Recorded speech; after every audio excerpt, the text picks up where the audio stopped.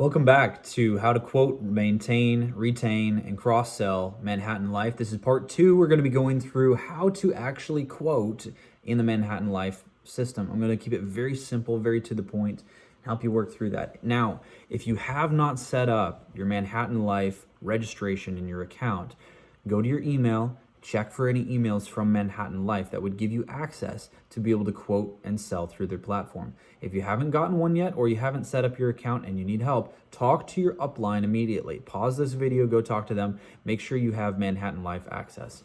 Once you've set up your account, you can go into the process here by going to direct.manhattanlife.com. That's going to bring you directly to this login screen right here, where you can enter in your username and your password, and then go ahead and click that little login button down there on the right. This will bring up the main dashboard where you have a lot of different buttons. The only one that we need for quoting, however, is this click to launch button right in the middle. This is going to bring us, after a little bit of loading, to a quoting screen where we're going to be able to manage other people that we've quoted in the past or start a new quote entirely. You can see these are people we've quoted in the past, saved enrollments. These are people we've closed recently as well. And then here is for a new quote. Go ahead and click this Get Started button on the right. For this example, I'm going to make up a fictitious person. I'm going to put their zip code in here as 64030. Put in their birth date as January 13th, 1983. They're 38 years old. And I'm going to give them a couple dependents. First, his name is Stephen Smith. He is male. And his dependent, I'm going to make Tracy, his wife, who was born on April 14th, 1987. And his son, Robert, who was born January 3rd, 2004. Now, it's very simple. You can see the dependents are listed here. It's very easy to add people. It automatically lists only one spouse, and then everybody else after that is a child. Note that the Manhattan Life product is not for teams or groups. It's for families and individuals, and that's where it really has a specialty. That's why I appreciate it most for most of the clients that I sell. Go ahead and hit next on there and select the effective date of your choice. When putting in the effective date, I always ask the client, assuming everything is a really good fit for you, what's the day you want your new policy to start? And that way it assumes the sale. It assumes, hey, this is going to be great for you. When do you want this to actually become effective? And I put that date in there. Next, you're going to click View Our Products and Available Plans, and this will load the list of policies that Manhattan Life offers.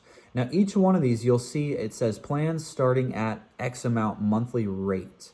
That's going to be just the baseline lowest price possible to help you understand how to tailor the policies according to the client's need and according to their budget. And I'll show you more on that later. But this is quoting all three of them together as a family package. Now, one thing to note about the Manhattan Life policy is no matter how many children are on the policy, it's always the same rate, whether it's one child, two children, or more. It's always the same price for children. Okay, so we're going to start. Go ahead and click on the accident insurance policy, and I'll show you. It's very simple to add a policy onto your quote.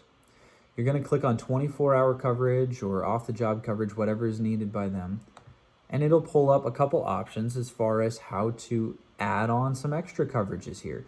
Go through each one of these different plans and get familiar with the different types of coverages that there are. The disability income, that's fantastic. I'll go into that in the next video as well.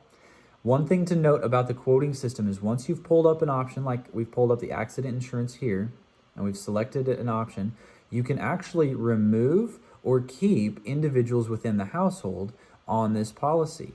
So if we don't want Tracy covered because she already has a very good, fully sponsored AFLAC plan, then we can just take her off of that, and that'll change the price on the policy.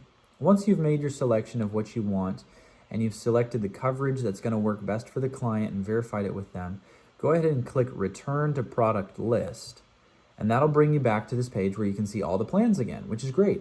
Now you'll notice accident insurance is selected, nothing else is, and it'll show us the breakdown of each policy we choose on the right-hand side as well as the total.